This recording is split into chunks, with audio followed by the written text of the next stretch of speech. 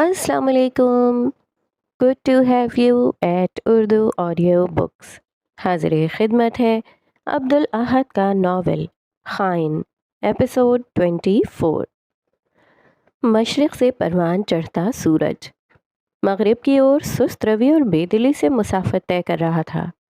امرتسر قید خانے کی بھوری عمارت اس لمحے سونے میں رنگی ہوئی معلوم ہو رہی تھی. شنکر ناگپال پلنگ پر سیدھ میں لیٹا ہوا، میلی کچیلی، جگہ جگہ سے گدلی اور سابقہ رنگ سے محروم چھت کو گھور رہا تھا. اس کی آنکھوں میں دریا کی پایاب لہروں جیسا جمود قائم تھا. اپنے ہم خانہ کے لیے وہ آج کل مرکز گفتگو بنا ہوا تھا، کیونکہ گزرے 6 دنوں سے وہ کسی انہدام شدہ عمارت کی طرح سنسان، خاموش اور گم سم سے عالم میں اپنے بستر سے لگا رہا تھا. اس نے کسی سے گفتگو کرنے کی زحمت نہ کی اور دوسروں کے سوالات تو جیسے اسے سنائی ہی نہ دیتے تھے.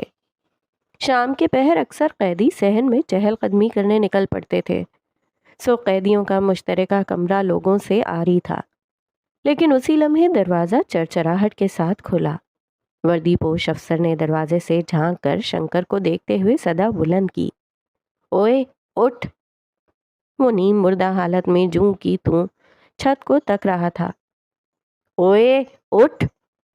افسر پوری قوت سے چلایا، مگر شنکر کے کانوں میں جوں تک نہ رینگی. افسر تل ملا کر پیر پٹختا شنکر کی جانب پہنچا. چند قدموں کی مسافت نے اسے بری طرح زچ کر ڈالا تھا. اس نے شنکر کا کندھا پکڑ کر اسے ہلایا.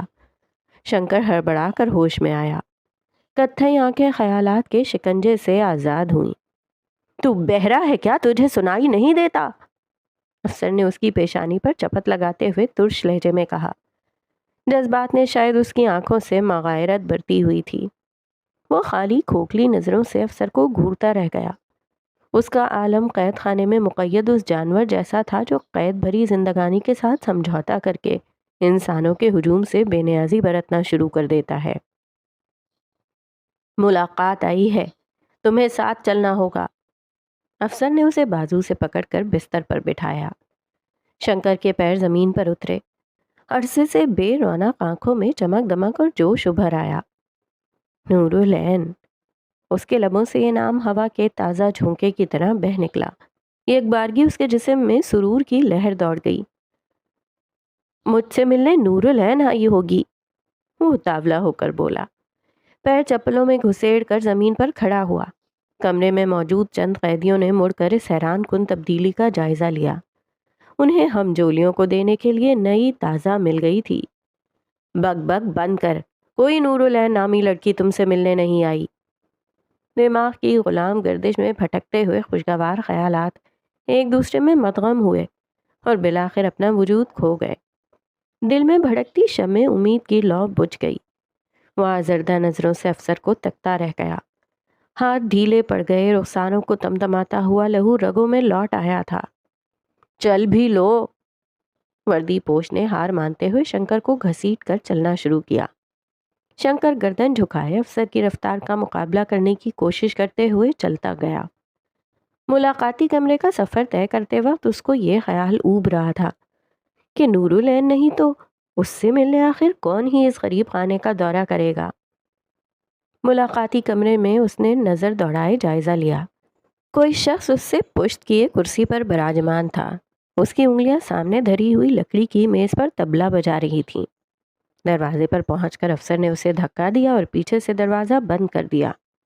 اس نامعلوم مگر پراسرار شخص کا حرکت کرتا ہوا ہاتھ ساکن ہوا. خاموشی کا راج از سر نو بحال ہوا. شنکر گردن جھکائے اس شخص کے سامنے کرسی پر جا بیٹھا. ان دونوں کے درمیان میز تھی جس پر پانی کا گلاس دھرا ہوا تھا. کائی زدہ دیواروں کے باعث کمرے کی فضا میں سیم و تھور زمین جیسی ناخوشگوار مہک ہر سمت پھیلی ہوئی تھی. شنکر نے بلاخر شخص سے نامعلوم کو نظر بھر کر دیکھنے کی ٹھانی. وہ چہرہ اس کے لیے یکسر انجان تھا. اس کے باوجود اس شخص کی آنکھوں میں اس کے لیے گہری مانوسیت جگمگا رہی تھی. اس کے قدموں کے پاس اٹیچی دھری ہوئی تھی. ذہن پر بہتیرا زور ڈالنے کے باوجود وہ یہ معمہ سلجھا نہ پایا کہ وہ شخص اس سے ملاقات کے لیے کیوں آیا تھا. کیا ہم ایک دوسرے کو جانتے ہیں؟ آواز حلق کی گہرائی سے نکلی. کمرے کی فضا میں ایک سنگین ارتعاش پیدا ہوا۔ مقابل کے چہرے پر مسکراہٹ بکھرتی چلی گئی، مسکراہٹ عام، سادہ، ہر طرح کے مفہوم سے خالی۔ مجھے یقین ہے کہ تم مجھے جانتے ہوگے، وہ طمانیت کے سنگ بولا۔ مسکراہٹ برقرار رہی۔ ناآشنائی اور عدم یقینی کی لہر نے شنکر ناگپال کے وجود میں سرسراہٹ دوڑائی۔ لیکن میں تم سے پہلی مرتبہ مل رہا ہوں، اس نے دل کی گھبراہٹ کو پست کیے قدرے ہموار لہجے میں کہنا چاہا، مگر آنکھوں کی بے قراری چھپائے نہ چھپی۔ نہیں، سردا خارج کی، تم مجھ سے آخری مرتبہ مل رہے ہو۔ یاور چودھری نے نظر جھکا کر بھوری مائل اٹیچی کو دیکھا، گویا شنکر کی توجہ اس جانب طلب کرنا چاہتا ہو۔ میں یہ شہر ہمیشہ ہمیشہ کے لیے چھوڑ کر جا رہا ہوں۔ یاور کی آنکھوں میں پہلی مرتبہ بامعنی تاثر ابھرا۔ شنکر نے ان کی گہرائیوں میں جھانکتے ہوئے پوشیدہ جذبات کا سراغ لگانا چاہا۔ جذبہ اول عداوت کا تھا، عداوت جو وسیع اور دراز تھی، گویا ایسا دریا ہو جس کے کناروں کے درمیان لامحدود فاصلہ قائم ہو۔ اگر تو میں نے تمہارا کوئی نقصان کیا ہے، اس کی آنکھوں کو ہونقوں کی طرح تکتے ہوئے بولا، تو مجھے معاف کر دو، اب میں کسی نقصان کی بھرپائی کرنے کے قابل نہیں بچا۔ شنکر کے لبوں پر آزردہ مسکراہٹ ابھری، دل بے طرح پسیجا، آنکھوں کے سامنے ایک بار پھر سے نورالعین مجاہد کی صورت ابھر آئی۔ میں کسی زمانے میں ایک شاعر ہوا کرتا تھا، مگر اب الفاظ مجھ سے دستبردار ہو چکے ہیں، میں تمہارے کسی کام کا نہیں رہا۔ آنکھ کے پردوں پر ان خوشگوار مشاعروں کا منظر ابھرا جن میں نورالعین صرف اس کی خاطر شرکت کرتی تھی۔ یاور اس کی باتیں سن کر زیر لب ہنس پڑا۔ اس کی ہنسی کدورت اور کجروی سے بھری ہوئی تھی۔ تم نے میرا نقصان نہیں کیا، یاور نے چند ثانیے گردن جھکائی، تم نے ایک محبوب اور خاص شخص کا نقصان کیا ہے۔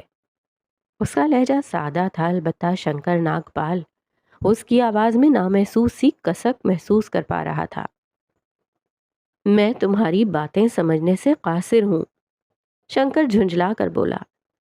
یاور نے لب کھول کر ہوا باہر نکالی۔ دونوں کے مابین پھر ایک طویل بے مقصد مگر کڑوی کسیلی اور بامعنی خاموشی چھا گئی۔ شنکر، جس دن مجھے تمہارے بارے میں علم ہوا تھا، یاور نے خاموشی کو توڑ دیا، اس دن میرے دل میں تمہارے لیے نہ ختم ہونے والا بغض بھر گیا تھا۔ اب کہ وہ گردن جھکائے اپنی بات کہہ رہا تھا، شاید مقابل شخص کی آنکھوں میں جھانکنے کی ہمت باقی نہ رہی تھی۔ آواز کا سرسری پن قطرہ قطرہ اپنا آپ کھوتا گیا۔ میں سوچنے لگا کہ نہ جانے تم اتنے خاص کیوں ہو، تمہارے اندر وہ کون سی خوبیاں ہیں جن سے میں مبرہ ہوں۔ یاور چودھری نے گردن اٹھائی۔ شنکر چپ سادے اس کے چہرے کے ہر نقش کا جائزہ لینے لگا۔ اب کے مقابل کی بھوری آنکھوں میں بے کنارہ عداوت کے ہمراہ گہری رقابت اور نفرت جھلک رہی تھی۔ میں جب رات گئے سونے کے لیے بستر پر لیٹا تو میرے ذہن میں ایک نت نئی جنگ چھڑ گئی۔ میں اس نہج پر پہنچا کہ کمیاں میرے اندر ہیں، خامی مجھ میں ہوگی، میں تم سے کمتر ہوں۔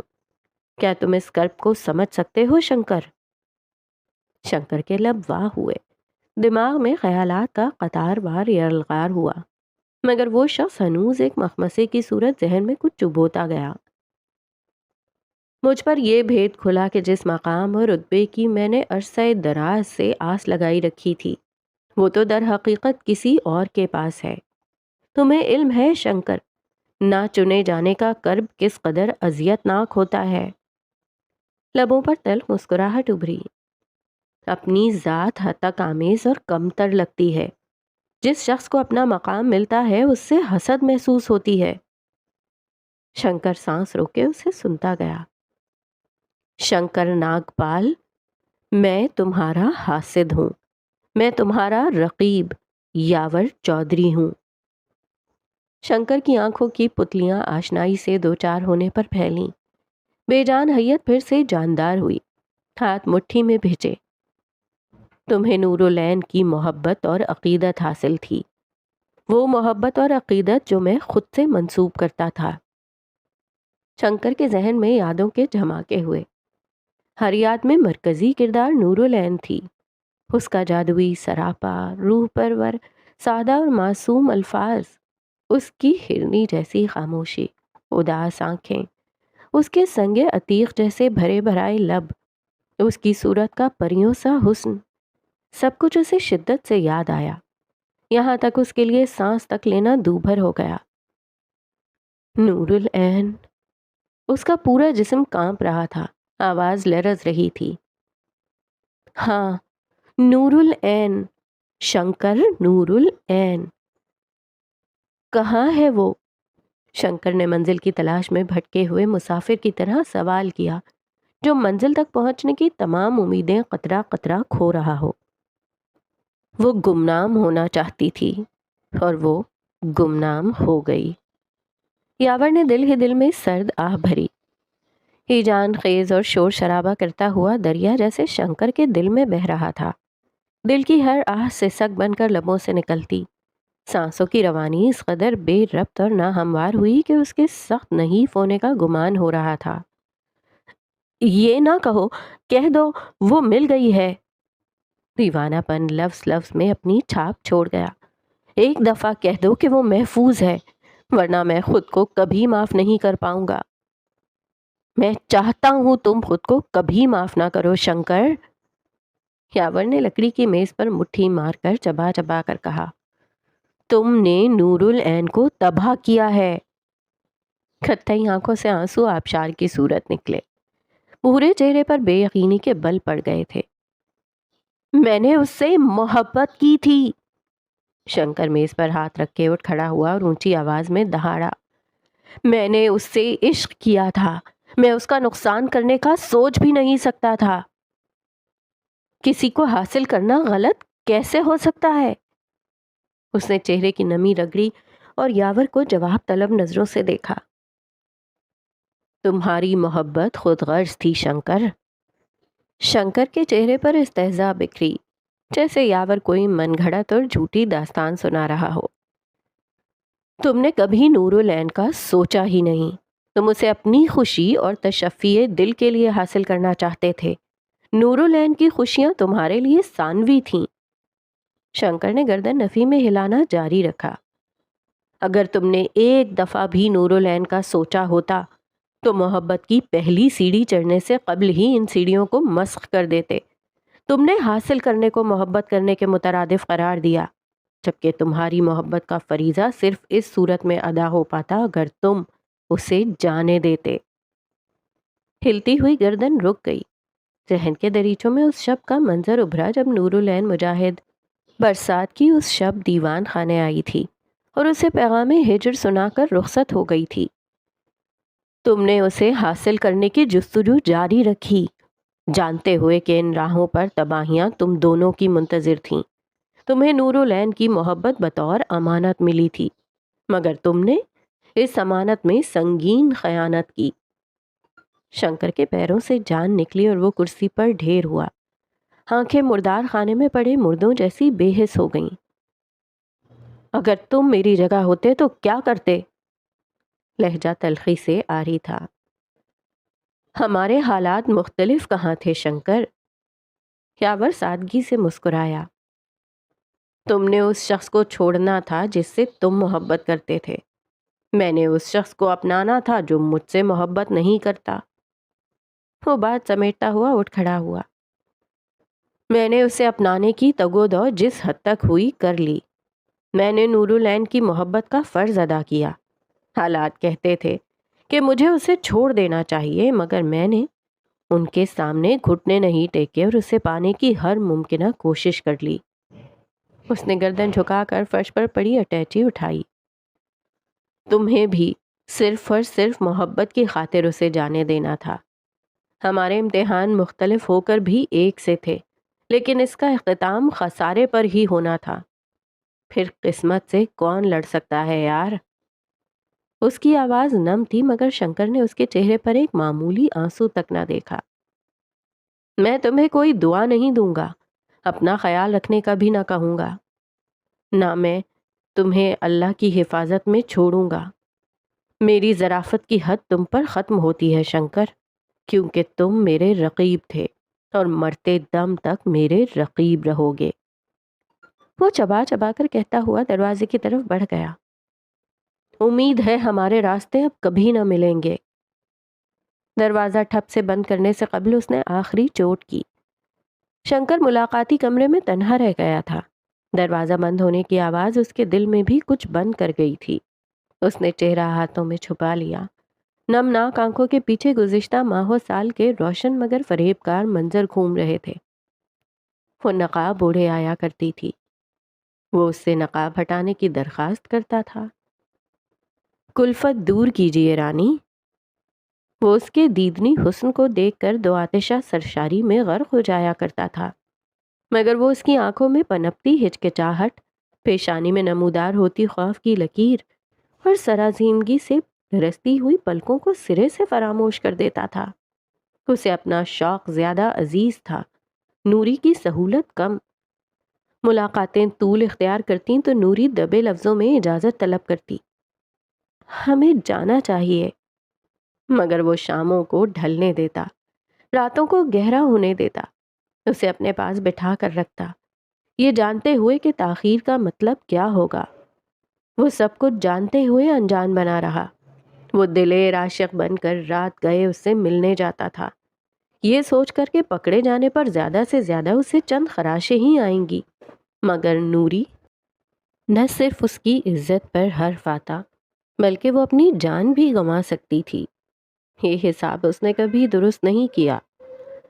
یاور چودھری کے الفاظ ہتھوڑے کی مانند اس کے ذہن میں گونج رہے تھے۔ کیا یہ محبت تھی یا اپنی خواہشات کو محبت کا نام دینے کی خود غرض غلطی؟ اسے پہلی بار احساس ہوا۔ وہ نوری سے محبت کرتا رہا مگر اس کی حفاظت نہیں کی۔ وہ اس کے حسن کا طلبگار تھا، اس کے خوف کا شریک نہیں۔ وہ اس کی غم گساری کا دعوے دار تو تھا مگر اس کے غم غلط کرنے کا ذریعہ نہیں۔ شنکر ناگپال کی محبت اسی کے لیے سوالیہ نشان بن چکی تھی۔ جمال الدین کے کمرے سے مسلسل کچھ گھسیٹنے کی آوازیں برآمد ہو رہی تھیں۔ دروازے سے جھانکا جائے تو کمرے کا حال بے حال ملے گا۔ کھلی ہوئی الماریاں، زمین پر بکھرے ہوئے بے یار و مددگار کاغذات، درازیں جنہیں بند کرنے کی زحمت نہ کی گئی تھی۔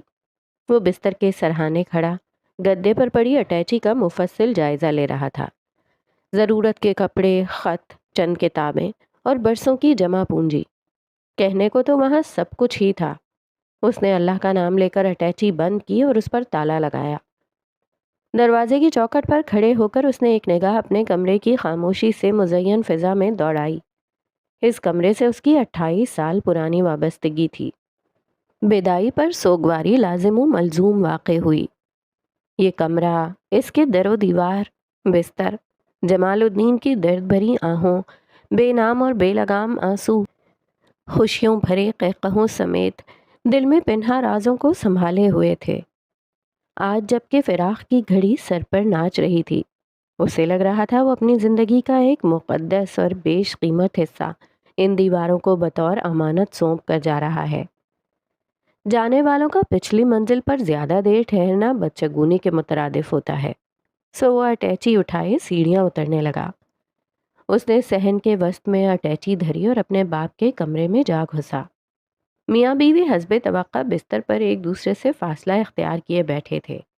مصدق چودھری روز کا اخبار پڑھ رہے تھے۔ بیٹے کی ناگہانی آمد پر انہیں کوئی فرق نہ پڑا، البتہ رخسار بی کی آنکھوں میں کاٹ ابھری۔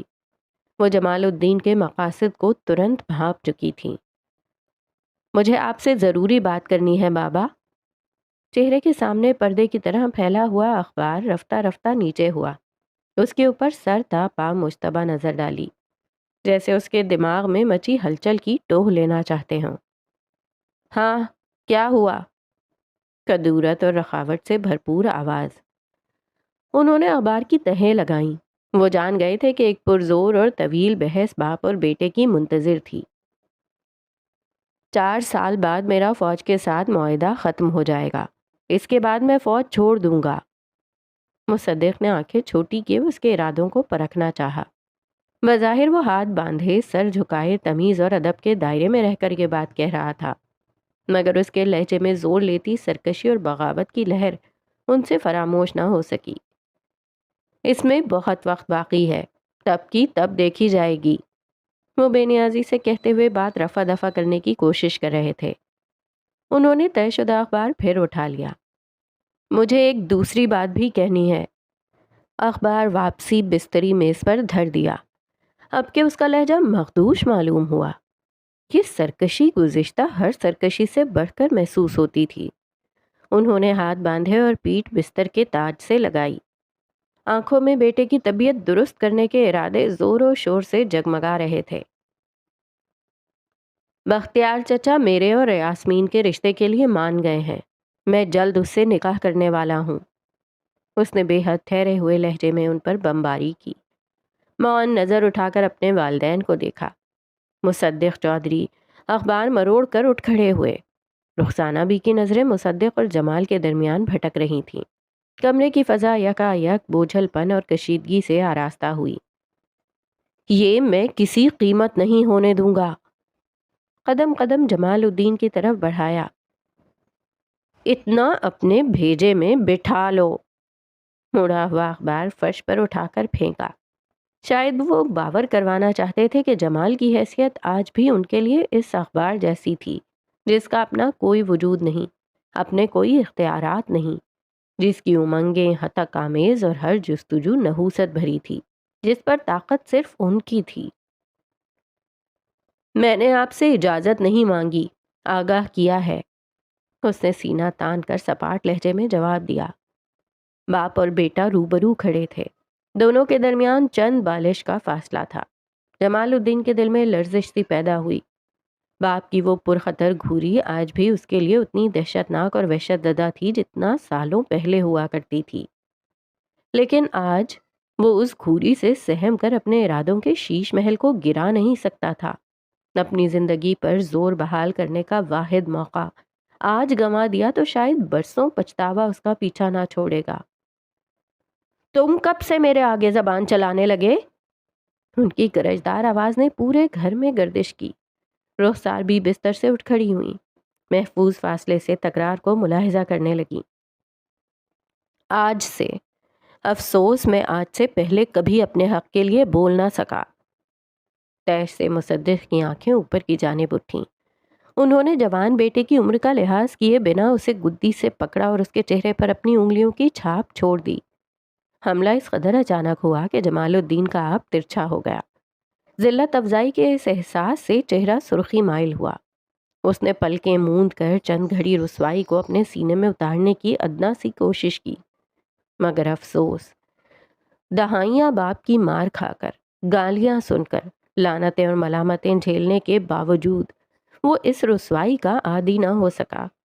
یہ جھڑپ آج بھی دل کو اسی طرح کے گھاؤ دیتی تھی جس طرح روزے اول دیا کرتی تھی۔ رخسار بی کے ہاتھوں نے لبوں کو ڈھانپ دیا۔ وہ آگے بڑھ کر بیٹے کا کندھا سہلانا چاہتی تھیں، شوہر کی مار پھٹکار کے اندیشے سے اپنی جگہ پر جامد رہیں۔ تم میرے سامنے زبان لڑاؤ گے؟ بھونکو، اپنے باپ کے آگے زبان درازی کرو گے؟ اس نے ترچھی گردن سیدھی کی اور پلکیں آہستگی سے واہ کی۔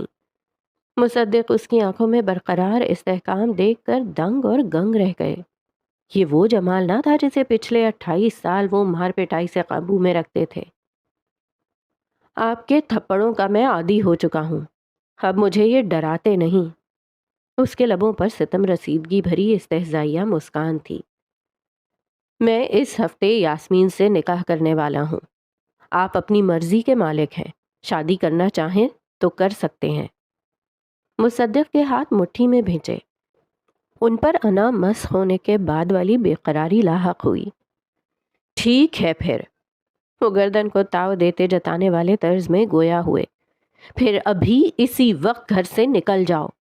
میں بھی دیکھتا ہوں وہ بختیار بے گھر کنگال لفنگے کو اپنی بیٹی کیسے دیتا ہے۔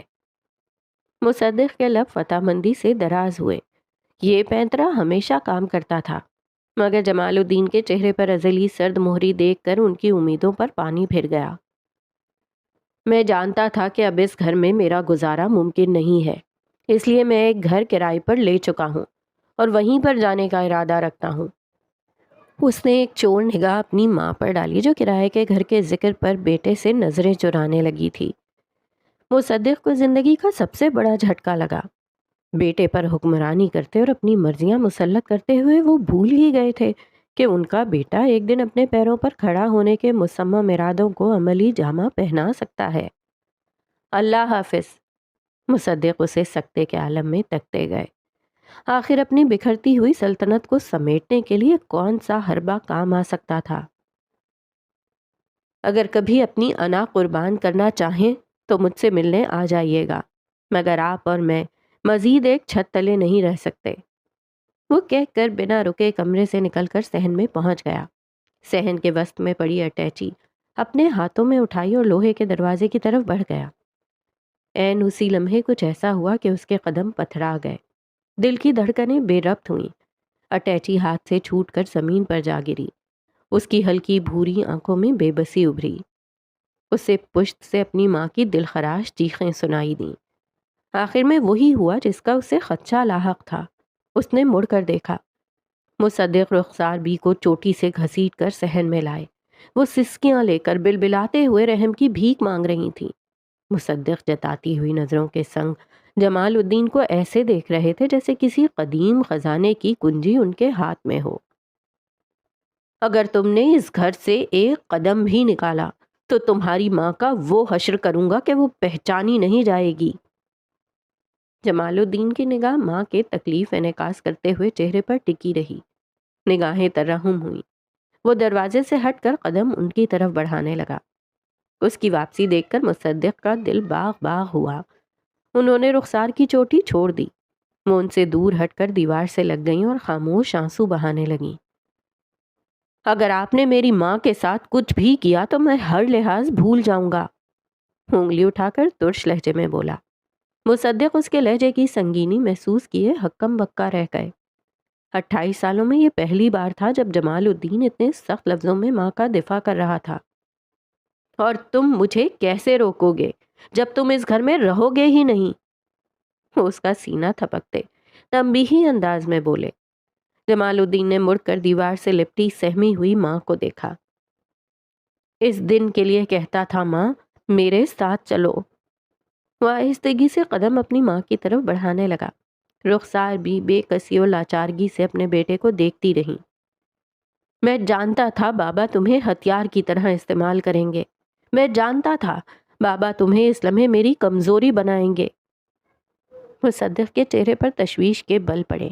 آنکھیں چھوٹی کیے وہ اس نئی پیش رفت کو ملاحظہ کرنے لگے۔ تم کہتی تھی کہ تم میری خاطر اس گھر میں رکی تھی، آج میری خاطر میرے ساتھ نہیں چل سکتی۔ اس کی آواز میں التجا کا وہ تاثر تھا کہ ماں کا دل موم کی طرح پگھلنے لگا۔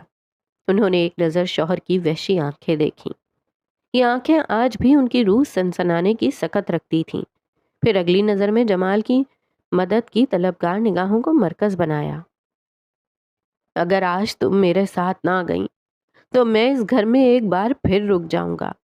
شاید میں کبھی اس گھٹی ہوئی فضا سے باہر نہ نکل سکوں۔ اس نے ہاتھ آگے بڑھایا۔ شاید میں اپنی محبت سے ایک بار پھر سے دستبردار ہو جاؤں گا۔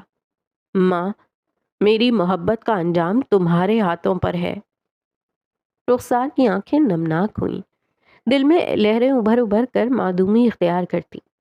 ایک طرف بیٹے کی دلی تمنائیں تھیں، دوسری طرف معاشرے کی وہ عدالت جس میں بیٹے کا ساتھ دینے کے بعد وہ پیش کی جائیں گی، جہاں جج ان کی ایک سنے بغیر انہیں ایسے جرائم کا مورد الزام ٹھہرائے گا جو انہوں نے کیے بھی نہیں تھے، جہاں جلاد انہیں سرے بازار سولی پر لٹکائے گا اور تماشائی ان کی تڑپ و سسک سے محظوظ ہوا کریں گے۔ ماں، خدارا آج تم ثابت کر دو کہ تم کمزوری نہیں، میری طاقت ہو۔ جمال کا ہاتھ ہنوز ہوا میں معلق تھا۔ آنکھیں اب تک ساتھ کی امید باندھے ہوئے تھیں۔ رخسار، تم نے اس کا ساتھ دیا تو مجھ سے برا کوئی نہیں ہوگا۔ مصدق کی دھمکیوں نے چناؤ مزید دشوار بنایا۔ کئی ساعتیں بیتیں۔ جمال الدین کا ہاتھ ہوا میں معلق رہ گیا۔ رخسار بی کی آنکھوں میں پانی جمع تھا۔ ان کا ہاتھ پشت سے بندھا رہا۔ آنکھیں بیٹے سے معافی طلب کر رہی تھیں۔ مصدق کے چہرے کی شکنیں تمام ہوئیں، آنکھوں میں فتح کا ازلی تاثر بحال ہوا۔ جمال الدین نے ماں کے چہرے سے نظریں پھیر کر ہاتھ نیچے کر لیا، شکست خوردہ نظروں سے ابا کو گھورا۔ عین اسی لمحے رخسار بی نے جمال الدین کا بازو پکڑ لیا۔ ایک لمحے کے لیے دنیا رکی، گلی سے نکلتا ہوا شور مفقود ہوا، سڑکوں پر چلتے تانگے اپنی جگہ جم گئے۔ عروج پذیر ہوتا ہوا سورج ٹھہر کر صحن میں تانکا جھانکی کرنے لگا۔ جمال نے مڑ کر ماں کو دیکھا، وہاں ایسی مسکان رقص کر گئی تھی کہ اس کے شریانوں میں ہمت کا سنہرا سیال لہو بن کر دوڑنے لگا۔ اس نے ماں کا بازو تھامے باپ کو دیکھا، مصدق سٹپٹا کر ان دونوں کو گھورتے رہ گئے۔ گردن نفی میں ہلی۔ ابھی اسی وقت اس بغیرت کا ہاتھ چھوڑو رخسار، ورنہ تمہارے ساتھ اچھا نہیں ہوگا۔ طاقت کے چھن جانے پر ان کی حیت ستیہ ناس ہو گئی تھی۔ ان کا حال اس جواری جیسا ہو گیا تھا جو دن بھر کمائی بھاری رقم محض ایک بازی کی بنیاد پر ہار جاتا ہے۔ رخسار! پھوٹ دہاڑے جمال ماں کا ہاتھ تھامے دروازے کی طرف بڑھ گیا۔ رخسار، میں تمہیں کبھی معاف نہیں کروں گا۔ جمال الدین نے دروازے کے پاس پڑی اٹیچی اٹھائی اور دروازہ کھول دیا۔ سڑک کا منظر ماں بیٹے کی آنکھوں کے سامنے تھا۔ یک بارگی مستقبل کی عدم یقینیوں نے رخسار بی کا سینہ وزنی کیا۔ انہوں نے مڑ کر جمال کو دیکھا تو اسے اپنی طرف دیکھتے ہوئے پایا۔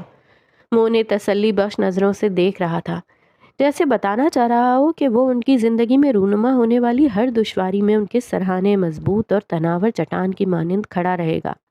اس کی ایک نظر پر ہی ان کے تمام خدشات وفات پا گئے۔ ماں اور بیٹا ہاتھوں میں ہاتھ لیے بالآخر اس گھر کی دہلیز پار کر گئے جس کی اسیری میں انہوں نے دہائیاں وقف کر دیں۔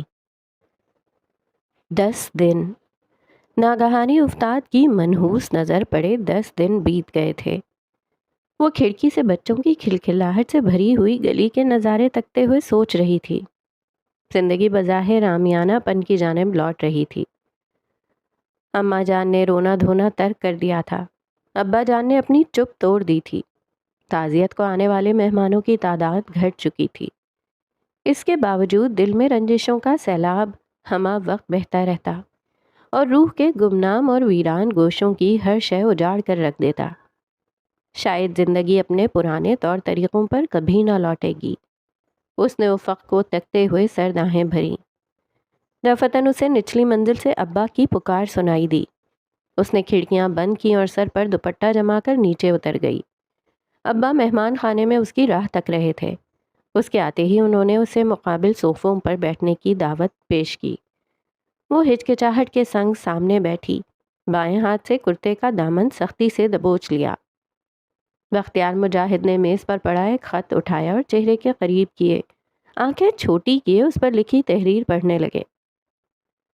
سننے میں آیا ہے آپ نے پنجاب کے سبھی مسلم لیگی نمائندوں کو خط لکھ بھیجے ہیں۔ ان کا لہجہ لچک سے بھرپور اور سختی سے عاری تھا۔ اس کے باوجود یاسمین پر فطرتاً خوف کی لہر دوڑ گئی۔ جی ابا۔ اس نے نظریں جھکا لیں اور کرتے کے دامن کو مٹھی میں دبوچا۔ بختیار مجاہد نے اس کے تنے ہوئے اعصاب دیکھے تو حلق میں ایک پھانس سی چبھی۔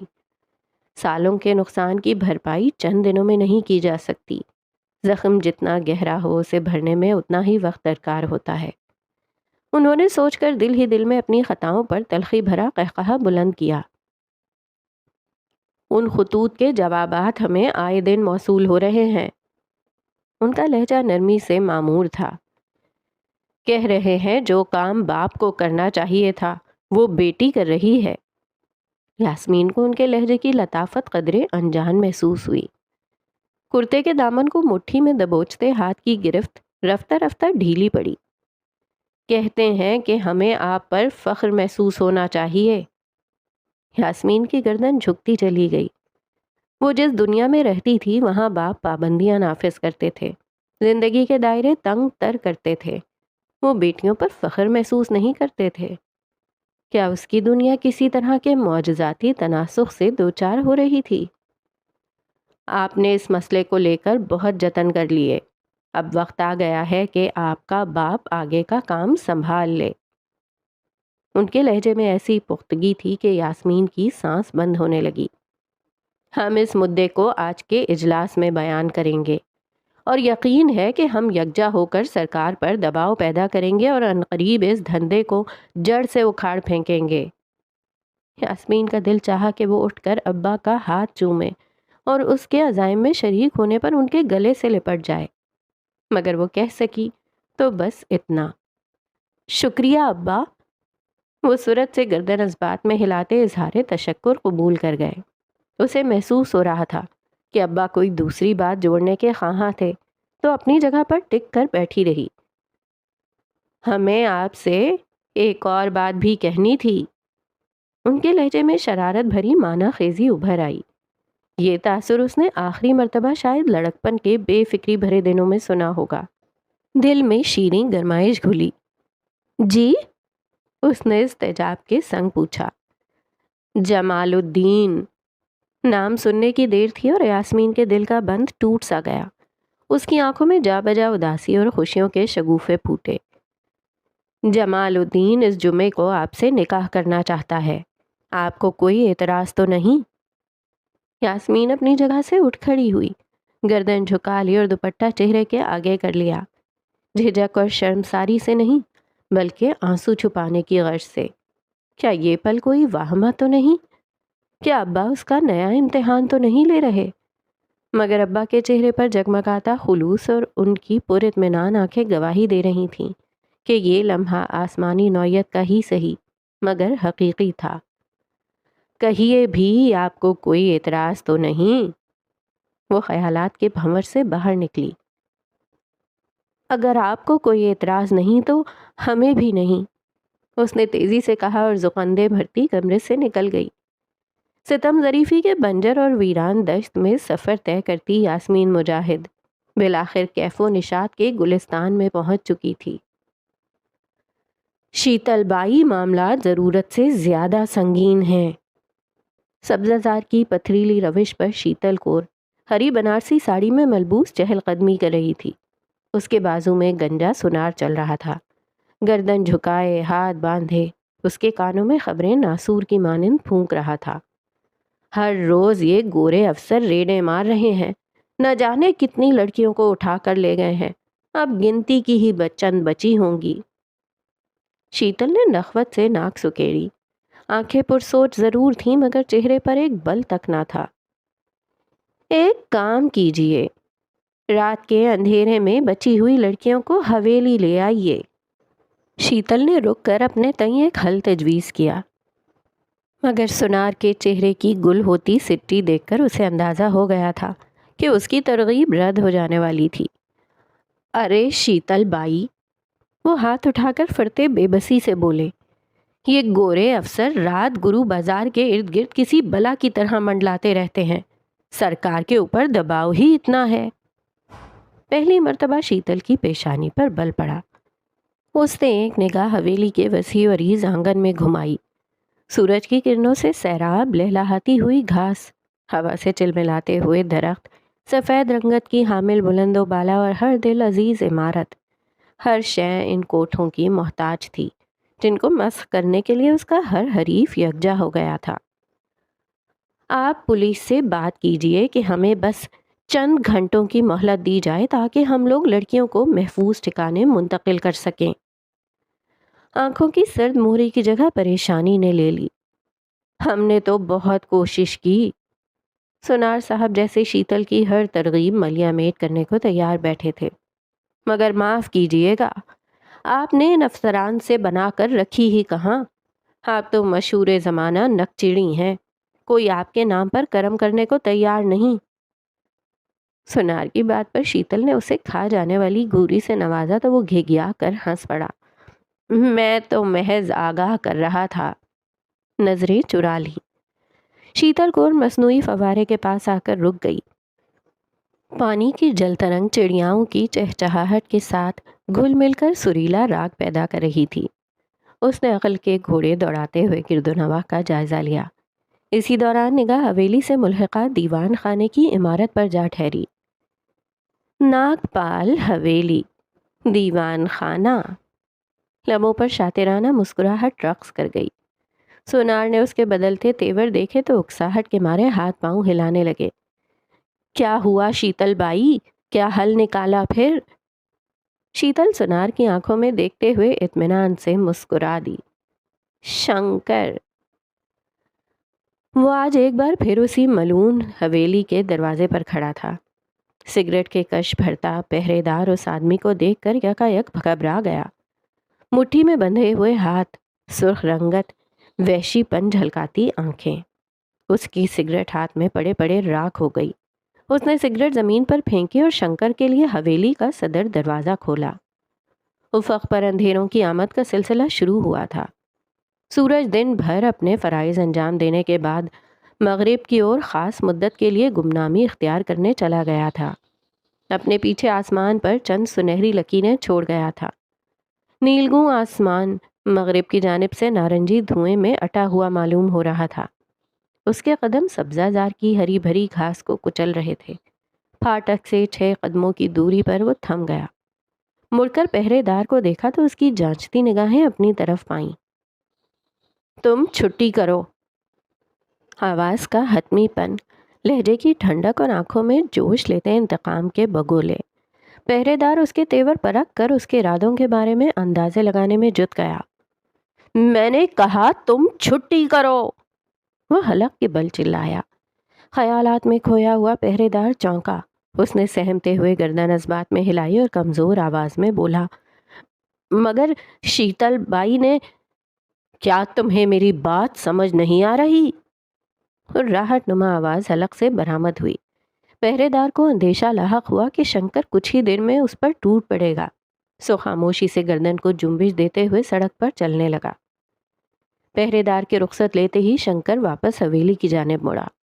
حویلی کا حسن آج بھی بے کھوٹ تھا۔ اس کی تعیشی میں ذرا فرق نہ آیا تھا۔ اندھیرے ہر دم ہر پل زمین کے طول و عرض پر گہرائی اختیار کر رہے تھے۔ اس کے باوجود کھڑکیوں سے نکلتی مشعل دانوں اور دیوں کی زرد روشنی حویلی کو جگمگاتے ہوئے جگنوؤں کی مانند چمکا رہی تھی۔ مگر اسے یہ حسن صورت خاص معلوم نہ ہوا۔ وہ اس کشش اور دیدگی کے پس سے پشت چھپی ماتوبی سے بخوبی واقف تھا کہ وہی حویلی تھی جس کی حرص میں اس کی سگی ماں نے اسے قربانی کا بھیڑ بنایا تھا اور اس کی گردن پر بے دردی سے چھری پھیری تھی۔ وہ دن اسے آج بھی تمام جزیات سمیت یاد تھا۔ دہائیوں پرانی اذیت دل کے مردار خانوں میں آج بھی مرتسم تھی۔ دھوکہ دہی اور فریب کاری کے سلسلے کو اسی دن ختم ہو جانا چاہیے تھا، مگر اس کی بے بسی کا یہ عالم تھا کہ سالوں گزر جانے کے بعد بھی اس کی ماں اس کی زخموں سے بھری گھائل مجروح گردن پر بے رحمی سے خنجر گھونپتی چلی گئی۔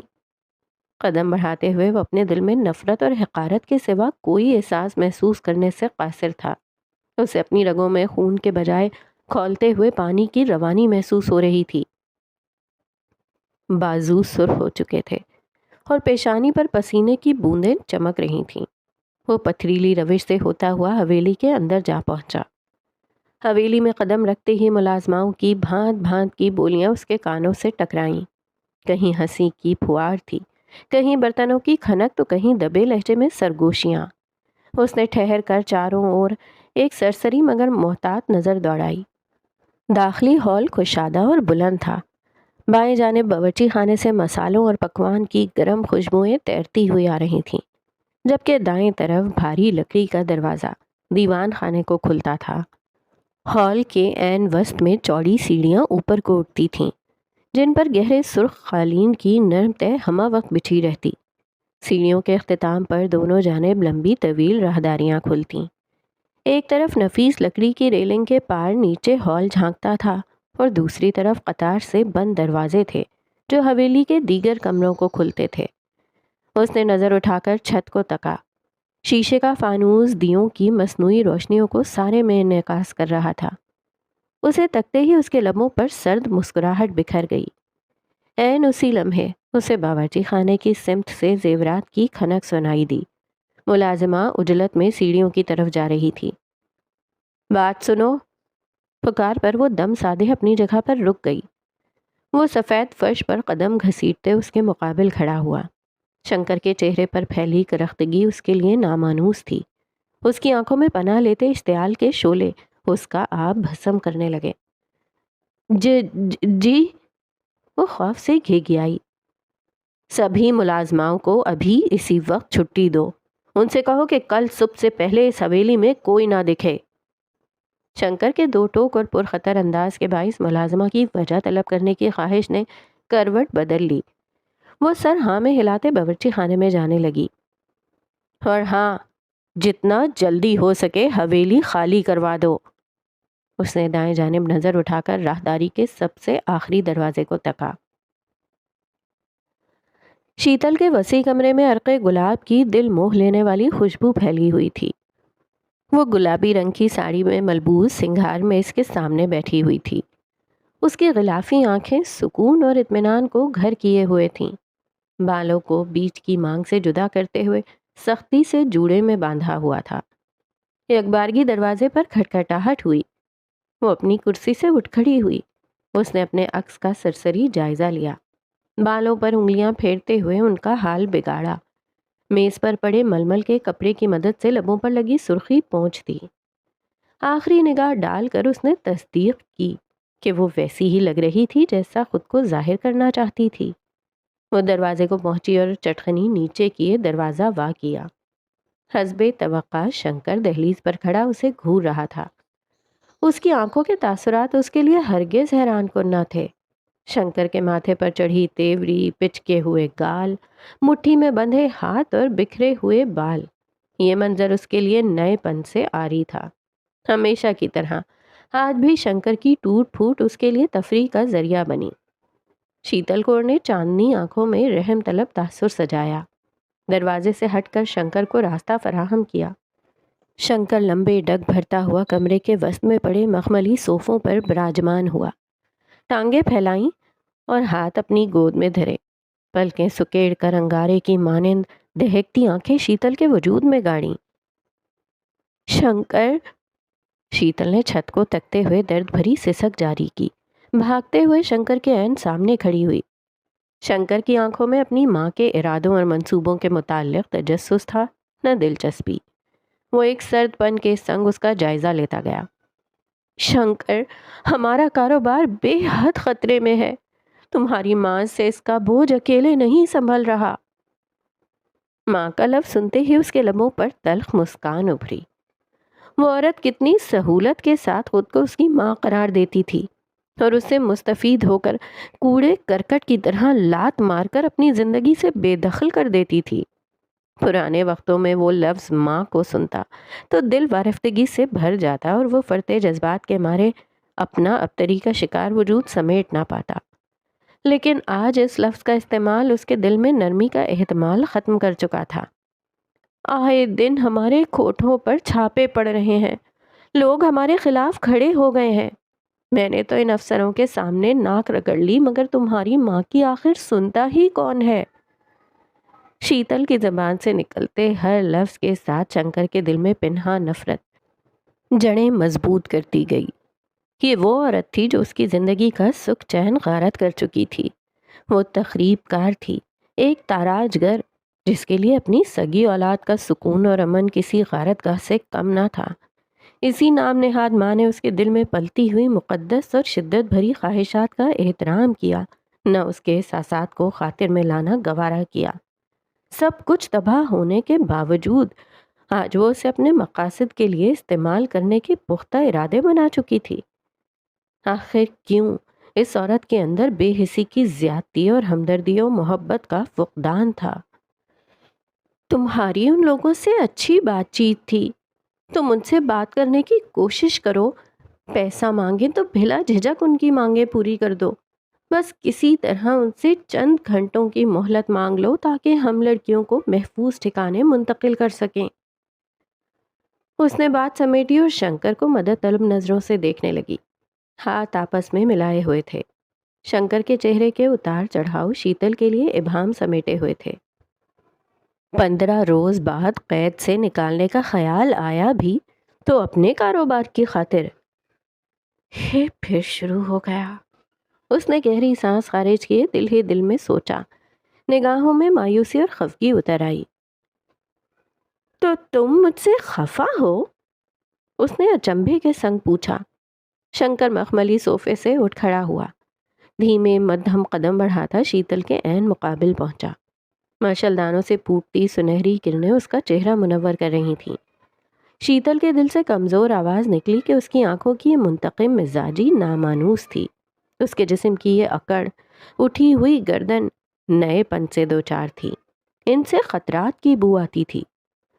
اس نے ان تمام آوازوں کا صفایا کیا۔ مقابل کھڑا شخص شنکر ناگپال تھا۔ اس کی ایک محبت بھری للکار پر وہ شخص دنیا دان دینے پر آمادہ ہو جاتا تھا۔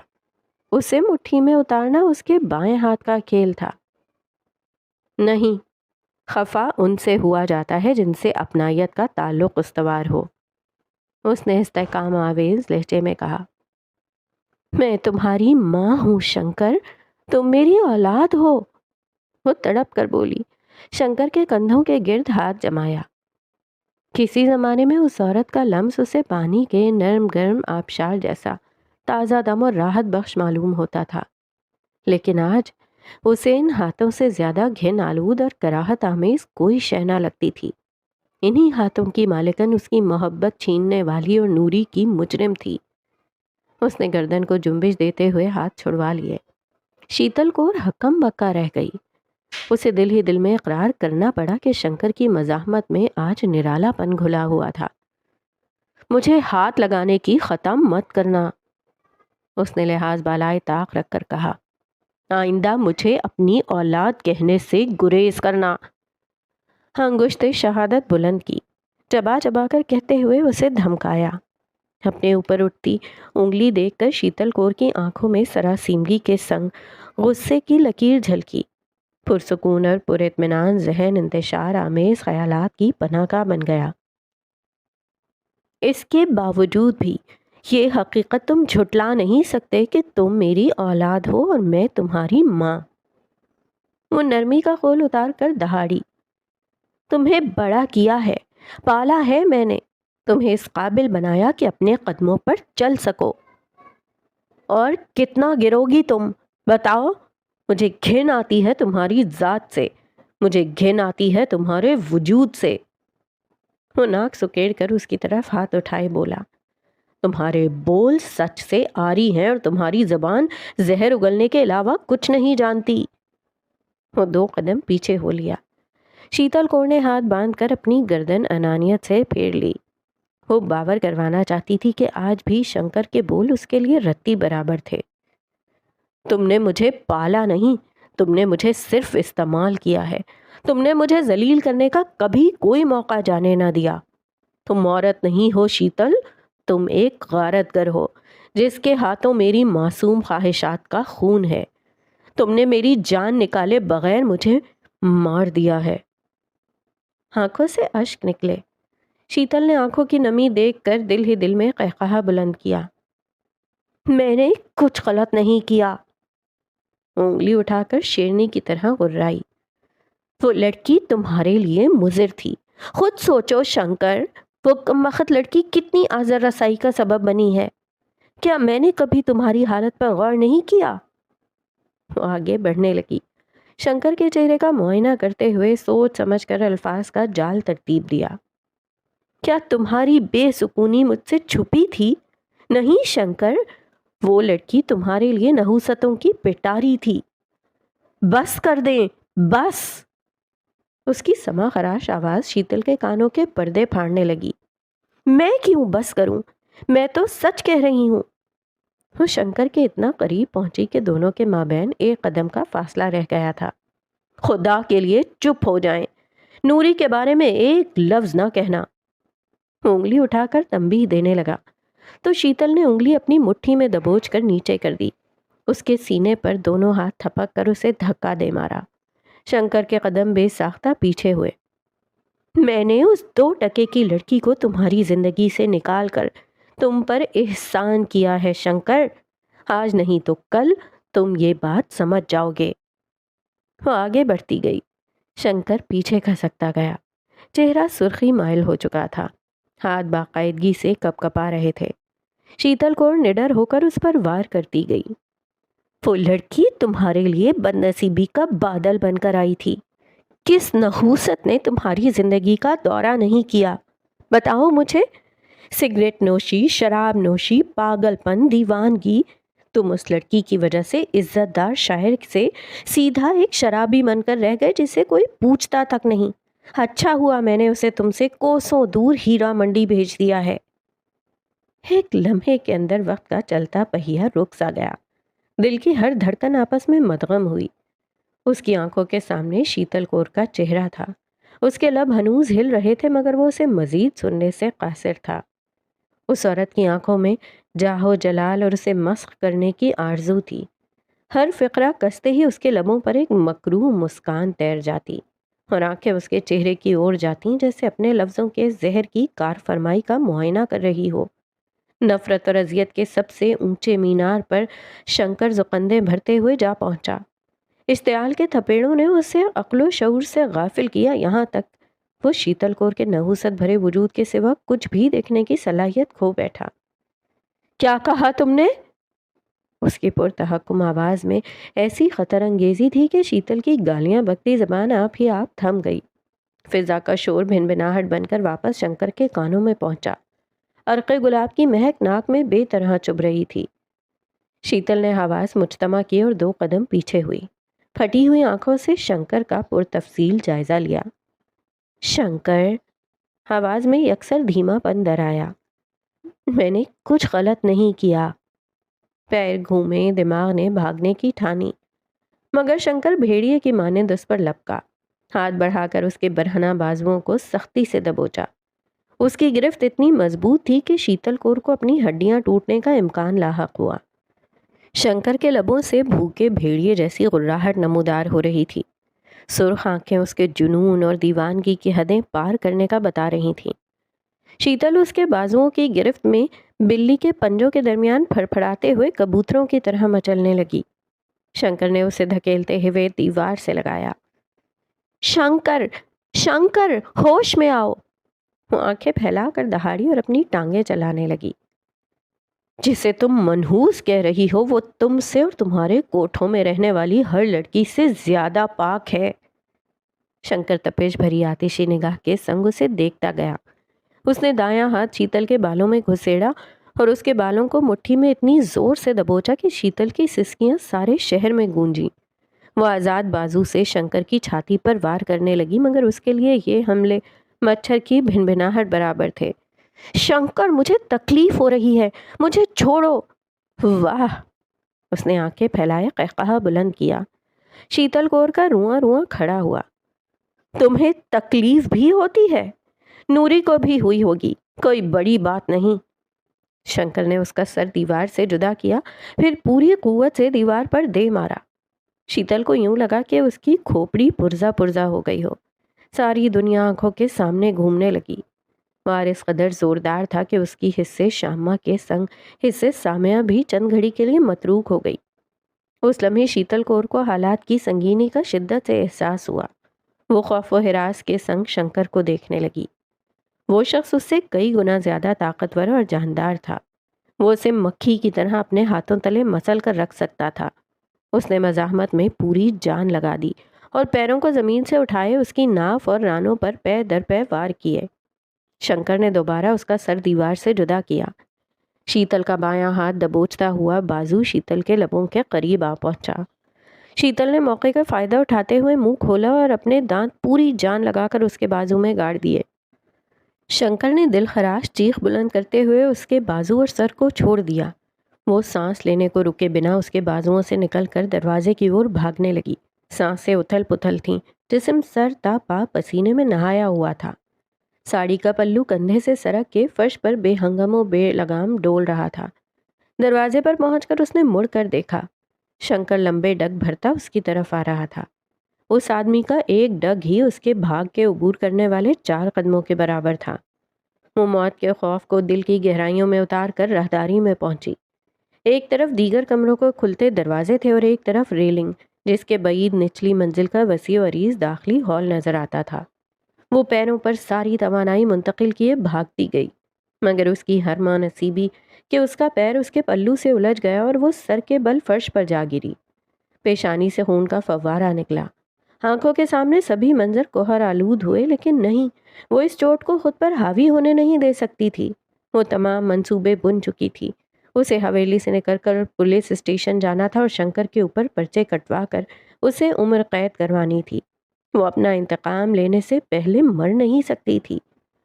وہ اٹھنے لگی کہ اسے اپنے بالوں کے اوپر بھاری بھرکم ہاتھ محسوس ہوا۔ دل حلق میں آ گیا اور سانسیں مقفل ہوئیں۔ وہ دہاڑنے لگی۔ شنکر نے اسے بالوں سے پکڑ کر اٹھایا اور اس کی ران لکڑی کی منقش ریلنگ سے لگائے کھڑا کیا۔ تم نے میری نوری کو غارت کیا، میں تمہیں غارت کر دوں گا، وہ پرتپش لہجے میں پھنکارا۔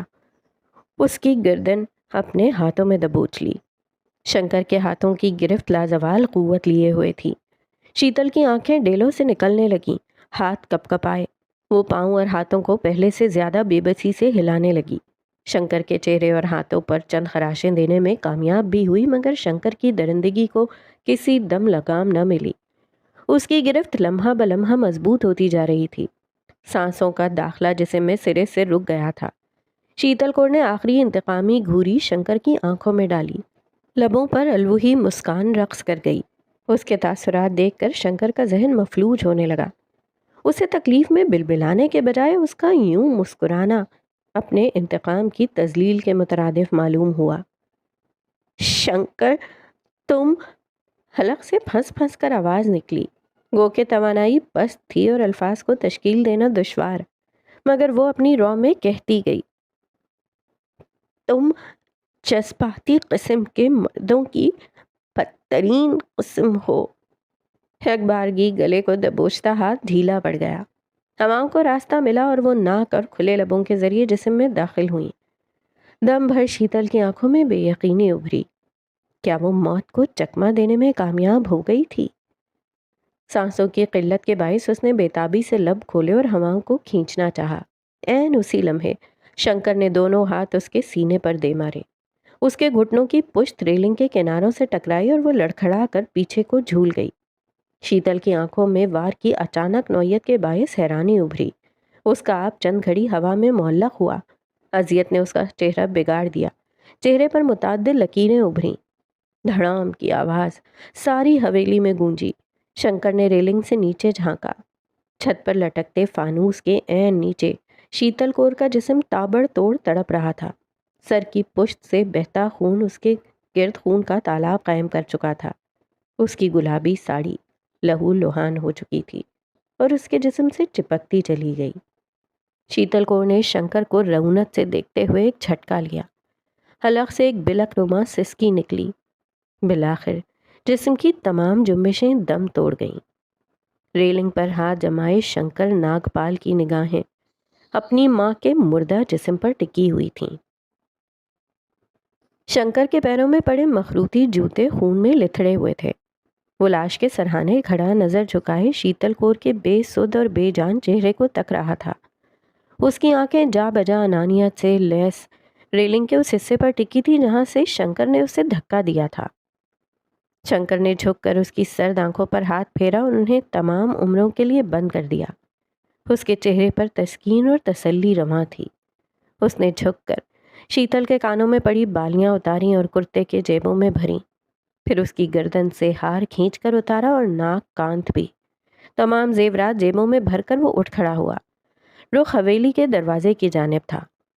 حویلی کے دراز سبزہ دار پر قدم دھرتے ہی خنک ہوا کا جھونکا اس کی پیشانی سے ٹکرایا۔ اس نے آنکھ بند کیے چند گہری سانسیں خارج کیں۔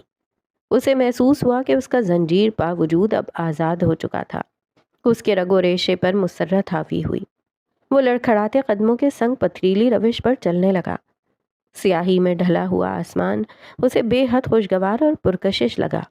اس پر چمکتا ہوا آدھا چاند ایک روشن مستقبل کی نوید سنا رہا تھا۔ اس نے آسمان کو دیکھتے ہوئے نور العین کے چہرے کو تصور کیا۔ خیالات کی رو میں اس نے فی الفور تمام منصوبے بھی بن لیے۔ وہ پہلے کسی جواہر کے پاس جائے گا اور ان زیورات کے بدلے موٹی رقم وصول کرے گا۔ اس کے بعد وہ لاہور کے لیے جانے والی پہلی گاڑی میں چڑھ جائے گا۔ لاہور پہنچ کر وہ نوری سے ملے گا اور اس کے سامنے ہاتھ جوڑ کر معافی مانگے گا۔ ظاہر ہے وہ اس کی محبت کی حرارت کے سامنے موم ہو جائے گی اور اپنا آپ ترنت اسے سونپ دے گی۔ پھر وہ دونوں ماضی کو ایک ڈراؤنا خواب سمجھ کر کسی دور دراز چھوٹے سے شہر میں بس جائیں گے۔ نوری سے غربت کا خیال ہی اسے وفور مسرت سے بھر چکا تھا۔ وہ آنکھیں مچمچاتا پھاٹک پر پہنچا۔ اسے حویلی کو مڑ کر دیکھنے کی حاجت نہ ہوئی۔ اسے سونے کا یہ محل اور آسائشیں چھن جانے کا خیال گریز نہ ہوا، بلکہ لبوں پر ہمہ وقت ایک تبسم پھیلی رہی اور چہرے پر ہمہ جہت تشفی۔ سڑکوں پر چہل قدمی کرتے سمے اس نے گرد و نواح میں نظر دوڑائی۔ رات کے اس پہر بھیڑ کم تھی، البتہ سب لوگ اسے نہ جانے کیوں گھور رہے تھے۔ وہ مخمصے کا شکار ہوا۔ شاید یہ اس کی جیبوں سے نکلنے والی زیورات کی چھنکار کے باعث ہو رہا تھا۔ وہ زیر لب ہنس دیا۔ اس کی ہنسی نے راہگیروں کو مزید وحشت زدہ کیا، اب کہ اس کی آنکھیں تشویش سے چھوٹی ہوئیں۔ اس کے سامنے گزرتا ہوا ہر شخص اس سے دور ہٹ جاتا، کچھ تو الٹے قدموں دوڑ لگا دیتے۔ کیا اس کے سر پر سینگ نکل آئے تھے یا پشت پر دو بھیانک پنکھ جو لوگ اس سے دور بھاگ رہے تھے؟ اسے نہ جانے کیوں یہ سب بہت مزاحیہ معلوم ہو رہا تھا۔ وہ یوں ہی بلا مقصد ہنستا چلا گیا۔ اس لمحے اسے لوگوں کی بے تکی نظروں کی پرواہ نہ تھی، جبکہ وہ ان سب سے بہت دور اپنی نوری کے سنگ خوشیوں کے جہان نو میں گوشہ گیر ہونے والا تھا۔ اسی اثنا میں جواہر کی دکان اس کی آنکھوں کے سامنے آ پہنچی۔ وہ چبوترا پھلانگ رہا تھا، دفتن اسے اپنے بازوؤں پر دباؤ محسوس ہوا۔ اس کے ہاتھوں کو سختی سے دبوچتے ہوئے پشت پر باندھا جا چکا تھا۔ اسے لوہے کی کھنک سنائی دی۔ تمہیں گرفتار کیا جاتا ہے۔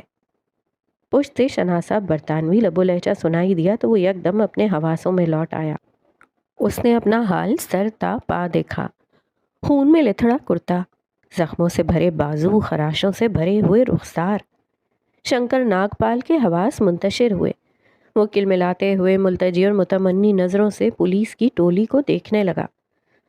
مجھے جانے دو، مجھے لاہور جانا ہے، مجھے اپنی نوری کے پاس لاہور جانا ہے، مجھے جانے دو۔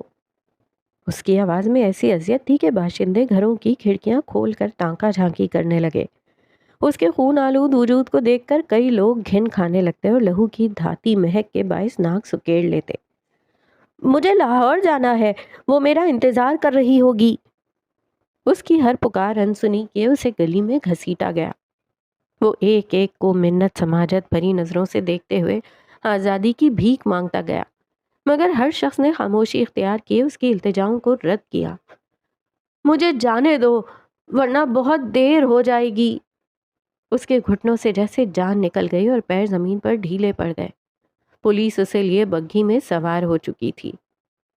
مجھے لاہور جانا ہے۔ اس کی سسکیوں نے عرش کو چیرتے ہوئے سارے جہاں کا احاطہ کیا۔ بگھی جھٹکا کھا کر ٹوٹے ہوئے مسافر کے سنگ امرتسر تھانے کی اور روانہ ہو گئی۔ آج سورج خوش آہنگی کے سنگ طلوع ہوا تھا۔ نئی زندگی کی ابتدا ہونے جا رہی تھی۔ دل میں نئی امنگوں اور جستجوؤں کی آمد و رفت جاری تھی۔ وہ خوشی کی ہر لہر کو اپنے دل میں دیر پا محسوس کرتی۔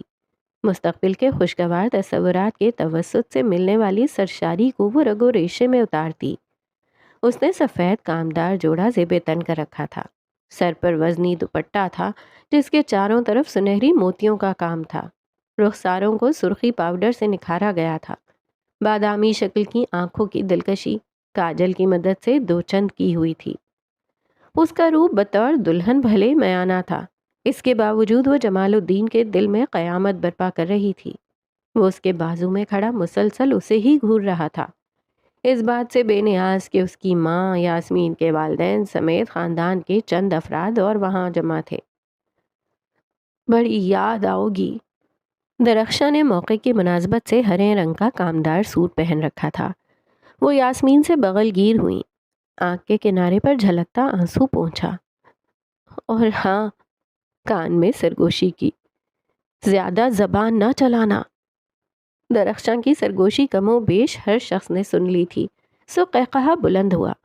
یاسمین نے آنکھ سے آنسو پوچھا اور اماں کو خفگی سے دیکھتے ہوئے بولی، آپ بھی نہ۔ پھر خفگی اچانک خوشنما قہقہے میں بدل گئی۔ درخشاں کے عقب میں بختیار کھڑے تھے۔ وہ منتظر نظروں سے یاسمین کو تک رہے تھے۔ وہ ان کی نظروں کی نوعیت سمجھ چکی تھی۔ اس لیے دعائیں سمیٹنے سر ان کی طرف بڑھایا۔ اس کا دل چاہا کہ باپ کے سینے سے جا لگے اور چند آنسو بہائے، مگر اس نے ادب کے ساتھ ان کے آگے سر کو خم دیا۔ بختیار مجاہد نے اس کے سر پر شفقت سے ہاتھ رکھا۔ ہمیشہ خوش رہنا، خدا تمہارے سارے عزائم اور مقاصد پورے کرے۔ ان کی یہ دعا اس کے دل کو چھو گئی تو آنکھ سے مزید آنسو نکلے۔ وہ ابا کو اس امید سے دیکھنے لگی کہ شاید وہی اس سے گلے ملنے میں پہل کریں گے۔ ہم لوگ اب اجازت چاہیں گے، رخسار بی نے بلند آواز میں اعلان کیا۔ درخشاں ترسی ہوئی نگاہوں سے اپنے لختے جگر کو دیکھنے لگیں، جس کے ساتھ زندگی کے 18 سال یوں ہی گزار دیے تھے۔ آج وہ نئی زندگی شروع کرنے ایک نئے گھر جا رہی تھی۔ کیف و نشاط کی لہر کے ساتھ ایک سوز بھی دل میں ہمہ وقت موجود تھا۔ یاسمین نے آخری مفصل نگاہ گھر کے اندر اور اپنے والدین پر ڈالی۔ یادوں کے بگولوں نے ذہن میں گردش کی، گو کہ وہ یادیں تلخی اور مٹھاس کا امتزاج لیے ہوئے تھیں، مگر اس لمحے اسے ان تمام یادوں سے زیادہ کوئی شے عزیز نہ تھی۔ وہ مڑ گئی اور جمال الدین کے سنگ داخلی راہداری سے ہوتے ہوئے دروازے کی طرف جانے لگی۔ اماں اس کے عقب میں کھڑی بار بار اس کے کانوں میں گھر بسانے کے نت نئے مشورے دے رہی تھیں۔ وہ ان مشوروں سے بیزار آنے لگی تھی، مگر انہیں اماں کے خیال، پاس اور محبت کے ہم آہنگ قرار دے کر صبر کے ساتھ سنتی چلی گئی۔ گھر کے باہر بگھی ان کی راہ تک رہی تھی۔ جمال الدین نے سب سے پہلے یاسمین کا ہاتھ پکڑ کر اسے اندر بٹھایا۔ یاسمین کھڑکی سے اماں اور ابا کو ہاتھ ہلانے لگی۔ اس کے بعد جمال الدین اندر چلا گیا اور پھر رخسار بھی بگھی میں سوار ہوئیں۔ گھوڑے ہنہنائے اور بگھی جھٹکا کھا کر یاسمین کی زندگی کے ایک نئے باب کی اور روانہ ہوئی۔ عجیب معمہ ہے یہ زندگی، جب رحمتیں کھولنے پر آئے تو اتنی فراخ دلی اختیار کر لیتی ہے کہ انسان زندگی کی ہر محرومی بھول جاتا ہے۔ وہ مسلسل گردن موڑ کر جمال الدین کے چہرے کو تک رہی تھی۔ وہ سنہری شیروانی میں ملبوس اسے بے حد دلکش لگ رہا تھا۔ اس کی سرسری سی جھلک پر وہ یکدم ڈھیلی پڑنے لگتی، آنکھیں مچمچانے لگتیں اور نیند کا سا راحت بخش احساس اسے آ لیتا۔ اس نے جمال الدین کے بازو کو تھاما اور اس کے کندھے پر اپنا سر لگا لیا۔ اور شاید زندگی نام ہی ایسے سفر کا جس میں ہمواریوں کے ساتھ ناہمواریاں ہیں۔ جمال الدین خاپیدہ نظروں سے یاسمین مجاہد کو تک رہا تھا۔ بگھی کے اس غیر آرام دہ سفر کے باوجود وہ یوں پلکیں میچ کر بیٹھی تھی جیسے نرم و ملائم بستر پر قیلولہ کر رہی ہو۔ بے اختیار جمال الدین کے لب مسکراہٹ میں ڈھلے۔ اس نے خود پر ہلنا جلنا حرام کر دیا تاکہ یاسمین بلا تردد اس کے کندھے پر یوں ہی سر رکھے باقی کا سفر طے کر سکے۔ جس میں آزمائشیں ہیں تو انعامات بھی، زندگی مکمل سی نامکمل پہیلی ہے۔ جمال الدین کے کندھے پر سر رکھے اسے احساس ہو رہا تھا کہ وہ از حد بوجھل پن کا شکار تھی۔ یہ بوجھل پن صرف جسمانی نہیں بلکہ ذہنی بھی تھا۔ جمال الدین سے قربت میں یہ تھکان آپ ہی سرکنے لگی۔ اس کی سانسوں کی آواز صاف سنائی دینے پر دل کی دھڑکنیں باربط ہو جاتی اور تمام تر منفی خیالات اور وسوسات ذہن سے نکل جاتے۔ گزرے ہوئے تمام اذیت ناک دن و رات کا آپ ہی مداوع ہونے لگا۔ ان آنسوؤں نے اپنی وقت کھو دی جو جمال الدین سے جدائی کے غم میں بہائے تھے۔ ہر شے ایک مکمل تصویر کی طرح تھی، رنگوں سے بھری، مسرت اور سرشاری سے دل کو بھر دینے والی۔ جمال الدین اس کے وجود کا بقیہ حصہ تھا۔ آج وہ دونوں ایک ہو گئے تھے۔ ماہ کامل آسمان پر تابناکی کا سب سے اعلیٰ نمونہ معلوم ہوتا تھا۔ سڑکیں انسان ذات سے خالی تھیں۔ ہمہ جہت ایسی سنسانی تھی کہ سانس لینے کی آواز بھی گلیوں میں گونج بن کر دوڑتی۔ وہ دونوں اپنے نئے گھر کی بالائی منزل پر واقع بیلکنی میں کھڑے تھے۔ اس کے سیاہ بالوں پر چاند کی چاندنی سیپی کے سفید اور نایاب موتی کی مانند نچھاور ہو رہی تھی، اس طرح کہ اس کا چہرہ بھی منور تھا۔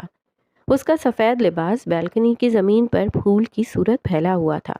وہ دونوں روبرو کھڑے ایک دوسرے کو وارفتگی سے دیکھ رہے تھے۔ ان کی آنکھیں اس لمحے اس طرح کلام ہو رہی تھیں کہ دل محبت کے جھرنوں سے بھر جاتے، مگر آنکھوں کی یہ کلامی تھمتی ہی نہیں۔ مجھے یقین نہیں آتا کہ تم اس وقت میرے سامنے میری بیوی بن کر میرے گھر میں کھڑی ہو یاسمین۔ وہ اپنے ہاتھوں میں اس کا ہاتھ لیے اس کے حسن سے مروب ہو کر بولا۔ یاسمین کے رخسار شرم سے سرخ ہوئے، مگر اس نے گردن نہ جھکائی۔ وہ جمال الدین کی گہری آنکھوں میں تا عمر جھانکنے کی متمنی تھی۔ میں نے تمہیں پانے کے لیے بہت سی بے چین کر آلود راتیں بستر میں کروٹیں لیتے گزار دیں۔ آج جب تم میرے سامنے ہو تو احساس ہو رہا ہے کہ وہ راتیں اور ان میں مانگے جانے والی دعائیں بیکار نہ گئیں۔ وہ 2 قدم بڑھاتے اس کے مزید قریب ہوا۔ اس قربت پر یاسمین کے دل میں لہریں ابھر ابھر کر معدوم ہوئیں، مگر وہ جامد اپنی جگہ پر کھڑی رہی۔ محبتوں کا انجام خوشحالی پر ہونا ممکن ہے، مجھے آج یقین آ گیا ہے۔ وہ اسے محویت سے تکتے ہوئے بولا، پھر اسے اپنے ساتھ اندر لے آیا۔ نرم و ملائم بستر پر سفید چادر بچھی ہوئی تھی، پھولوں کی پتیاں ہر سمت پھیلی ہوئی تھیں۔ وہ اس کا ہاتھ ہاتھوں میں لیے بستر پر بیٹھا اور اسے اپنے ساتھ بٹھایا۔ ہم نے یہ سب اس طرح تصور نہ کیا تھا جمال الدین، اس نے گلا کھڑکھڑاتے ہوئے بات شروع کی۔ اس کی بھاری وزنی آواز آج نہ جانے کیوں شہد کی طرح میٹھی اور شیریں تھی۔ شاید جمال الدین کی آغوش میں دل کے ساتھ ساتھ آواز بھی اس کے قابو میں نہ رہتی تھی۔ لیکن ہمیں خدا سے کوئی شکایت نہیں، ہمارے لیے بس یہ معنی رکھتا ہے کہ ہم آپ کے ساتھ ہیں، ہمیں اس سے زیادہ کچھ نہیں چاہیے۔ فرط مسرت سے اس کی آنکھوں میں آنسو جمع ہوئے۔ ہم نے آپ کو پا لیا، ہم مکمل ہیں، ہمیں اب کسی اور شے کی حاجت نہ رہی۔ وہ اس کے سینے پر سر رکھے غنودگی بھری آواز میں بولی، میں نے تمہیں پا لیا، میں مکمل ہوا، محرومیاں میرے لیے بے معنی ہوئیں۔ اس نے یاسمین کے سیاہ بالوں پر اپنے لب رکھ دیے۔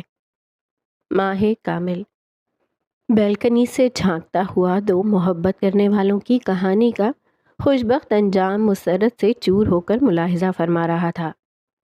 2 محبت کرنے والوں کے دل بالآخر جڑ گئے تھے۔ دل تو وہ عضو ہے جو ٹوٹ جاتا ہے دوبارہ جڑنے کے لیے۔ 2 سال بعد امرتسر تھانہ۔ شب کا پہرے آخر رواں تھا۔ مشکی آسمان پر ستاروں کی ٹولی جگمگا رہی تھی۔ امرتسر تھانے کے اطراف میں ہو کا عالم تھا۔ وقتاً فوقتاً آوارہ کتوں کے بھونکنے کی آواز منظر کو اپنی لپیٹ میں لیتی۔ ملاقاتی کمرے میں آج شخص خاص بیٹھا ہوا تھا۔ اس کے سراپے میں ایسی شکستگی جھلک رہی تھی کہ دیکھنے والی ہر آنکھ ٹھہر جائے اور دل ایک سرد آہ خارج کیے بنا نہ رہ سکے۔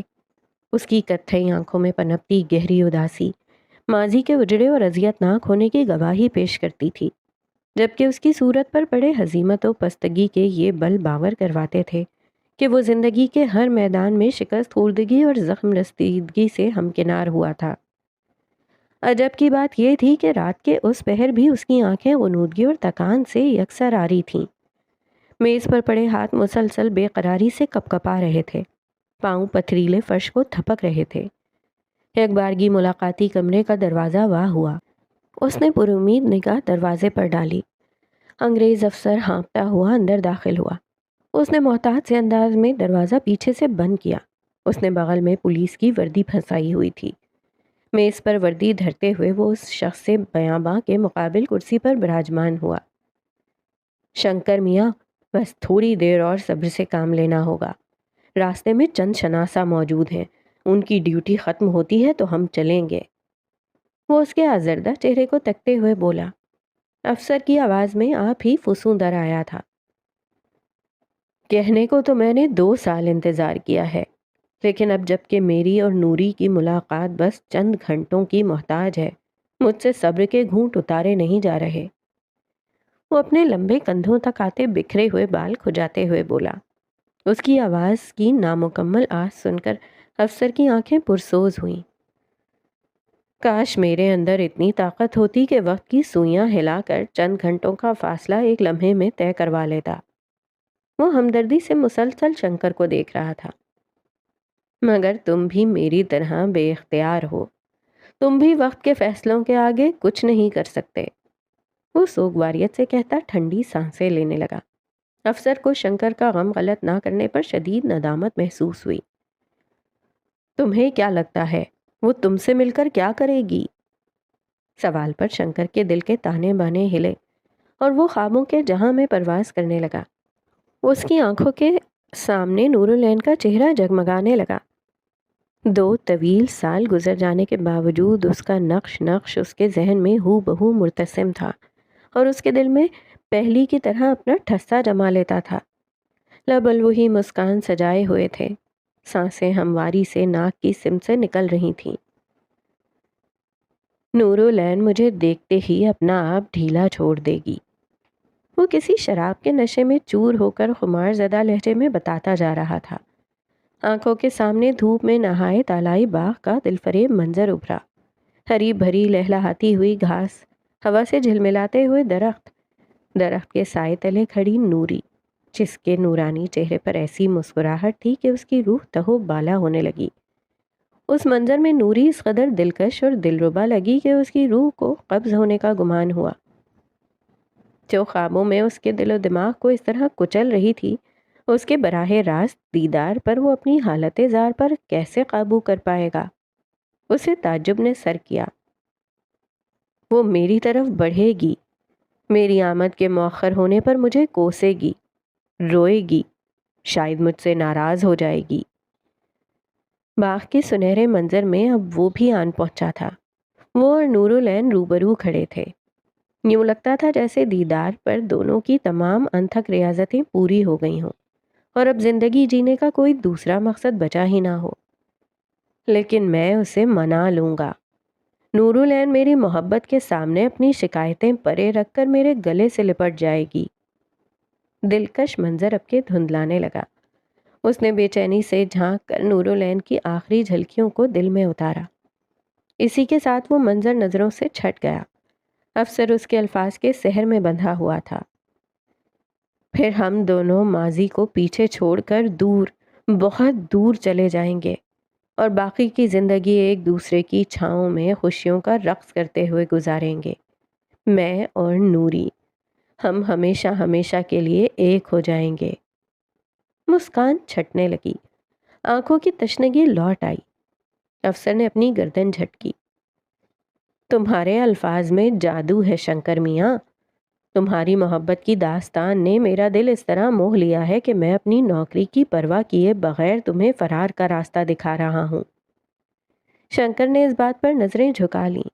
افسر اب کے اٹھ کھڑا ہوا۔ میں حالات کا جائزہ لے کر لوٹتا ہوں، تب تک تم یہ وردی پہن لو۔ وہ اسے تلقین کیے کمرے کا دروازہ آہستگی سے بند کرتا نکل گیا۔ شنکر نے اس کی ہدایات پر عمل پیرا ہوتے ہوئے قیدیوں کا لباس اتارا اور پولیس کی وردی پہن لی۔ ملاقاتی کمرے کی دیوار پر نصب آئینے میں وہ اپنا عکس دیکھنے لگا۔ بے ہنگم بال، بڑھی ہوئی داڑھی جسے شاید سالوں سے کترا نہ گیا تھا، چہرے کی کھردری کھال۔ پولیس کی وردی زیب تن ہونے کے باوجود اس کا حلیہ کسی قیدی سا لگ رہا تھا۔ اس نے مایوسی بھری گہری سانس خارج کی۔ دفتن کمرے کا دروازہ کھلا اور افسر اندر آ پہنچا۔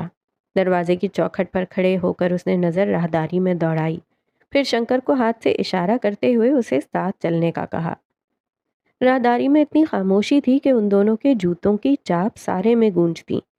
شنکر حواس باختگی کے عالم میں میلی کچیلی دیواروں کو دیکھتا۔ اس کی دم خودگی کا جائزہ لے کر افسر تشویش میں مبتلا ہوا۔ اتنا ڈرو مت، اس نے سیدھ میں چلتے ہوئے کہا۔ جس کو شک نہ بھی ہونا ہو اسے بھی شک ہو جائے گا۔ شنکر ہنوز بے قراری کے سنگ افسر کے سر کی پشت کو دیکھتا گیا۔ نوری سے ملنے کا یہ شاید پہلا اور آخری موقع ہے، مجھے اس کے چھن جانے کا ڈر ہے۔ وہ ہاتھوں کو آپس میں ملائے سرگوشی نما آواز میں بولا۔ شنکر، آج نوری کی خاطر ہی تمہیں اپنے ڈر کو کچھ دیر کے لیے دبانا ہوگا۔ وہ رک گیا اور مڑ کر نرمی سے گویا ہوا۔ ہم پکڑے گئے تو مجھے اپنی نوکری جانے کا دکھ نہ بھی ہو، مگر تمہارا نوری سے نہ ملنا مجھے اندر ہی اندر مار ڈالے گا۔ اس نے شنکر کے شانے تھپک کر مسکرا کر اس کا حوصلہ بلند کیا۔ 2 اذیت ناک سال شنکر، اس نے ہاتھ بلند کیا اور 2 انگلیاں اٹھائیں۔ تم ان 2 سالوں کو اپنے خوف کے آگے جھونک نہیں سکتے۔ لہجہ سخت کیا۔ شنکر نے اپنا سر اس بات میں ہلایا۔